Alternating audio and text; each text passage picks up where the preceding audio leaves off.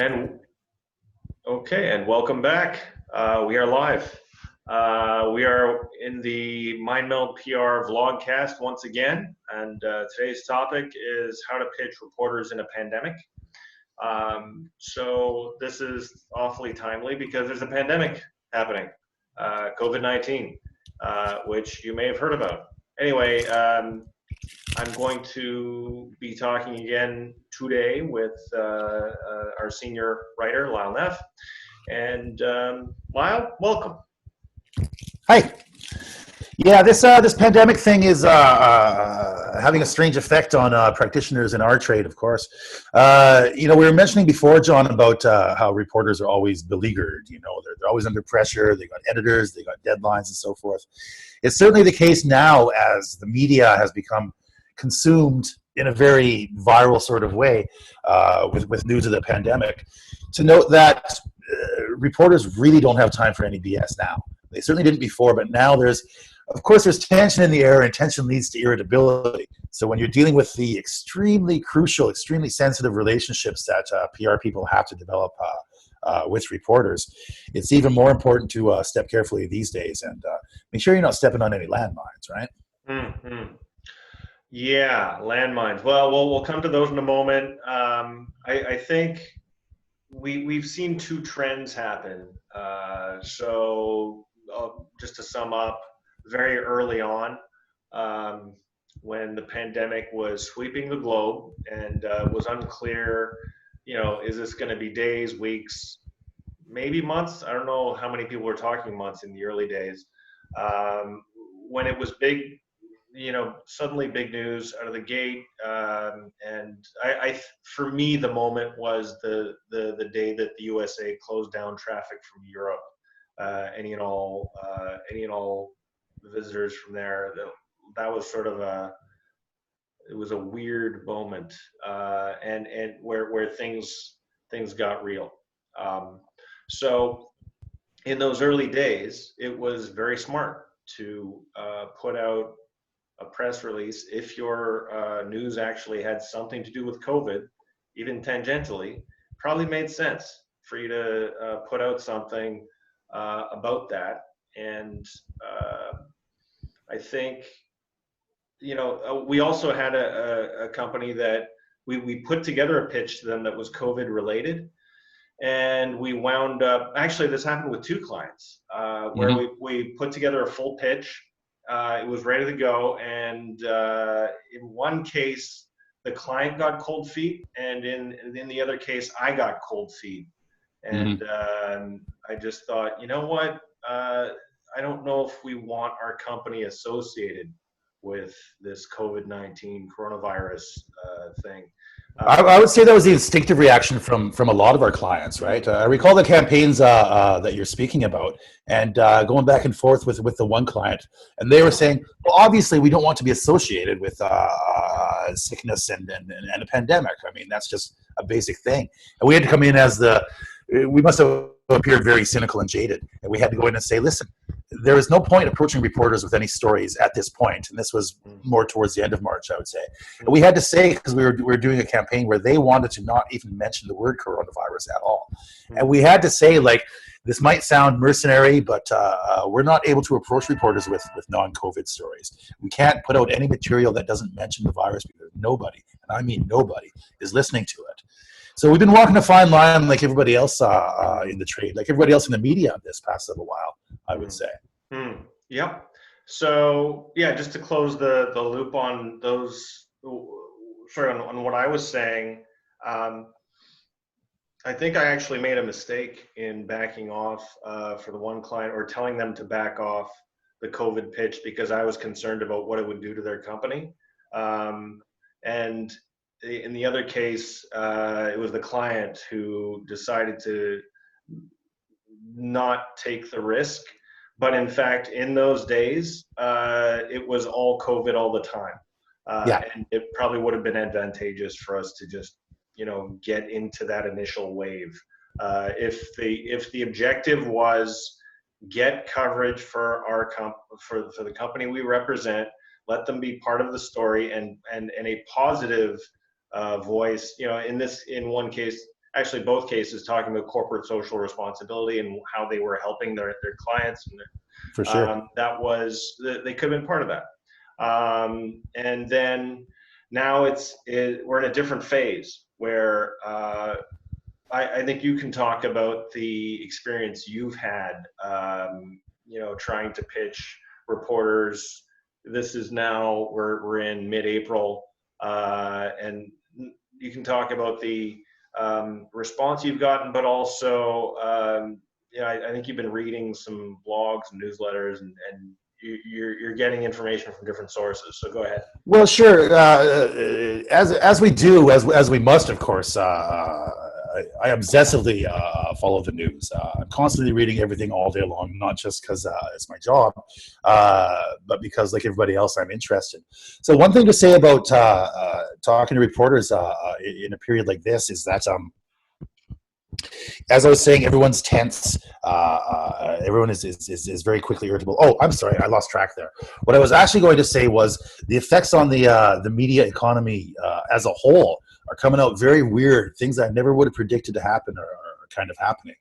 So it's this period of uncertainty where some media outlets are, to my surprise, closing down or shrinking operations, which gives us a smaller field within which to work.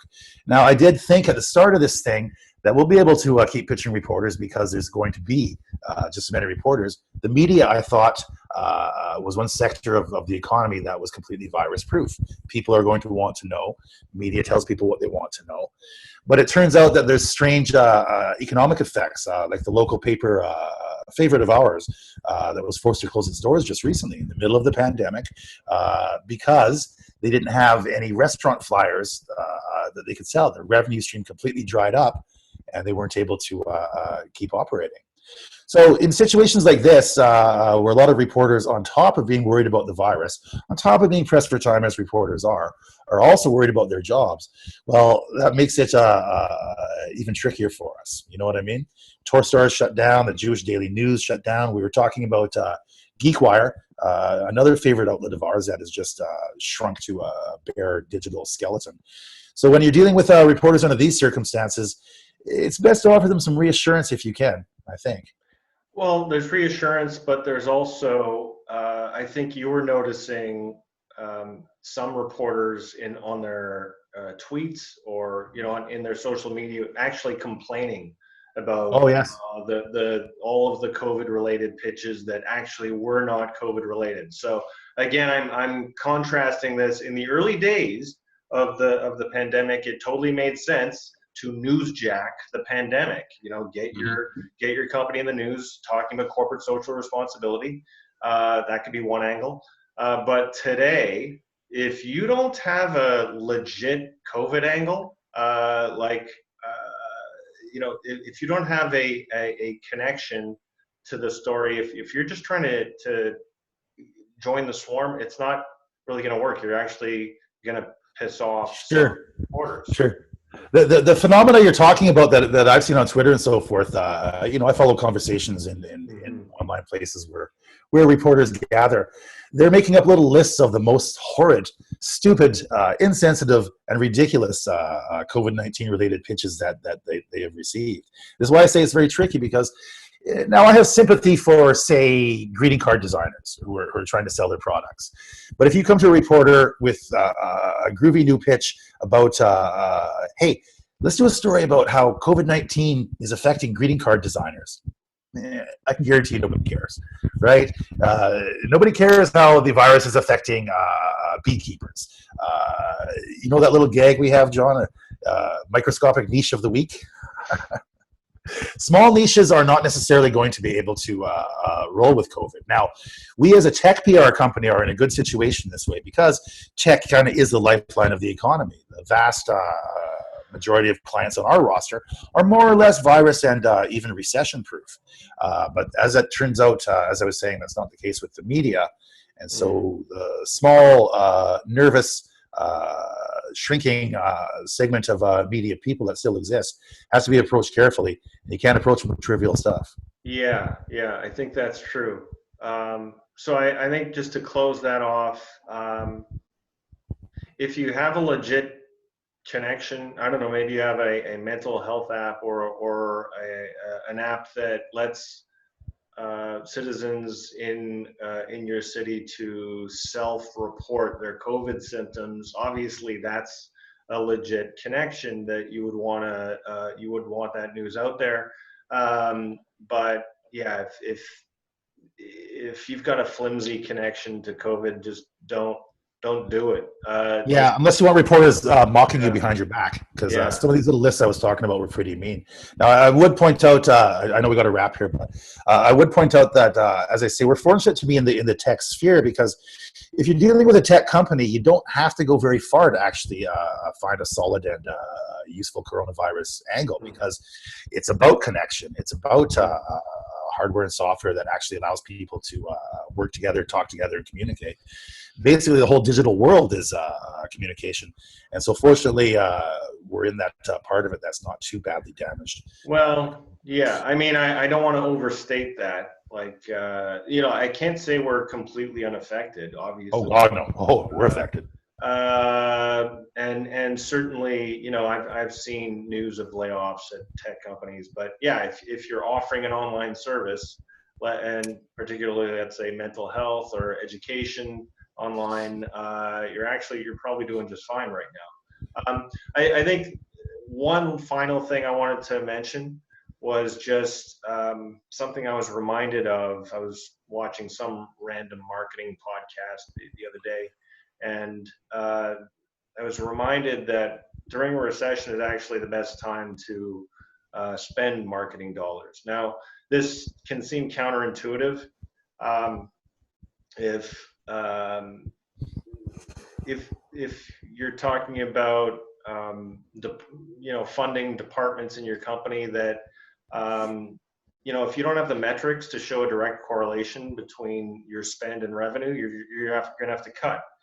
But if you increase your share of audience during the recession, while others are cutting their marketing budgets, you actually have a force multiplier there where your marketing dollars are going further.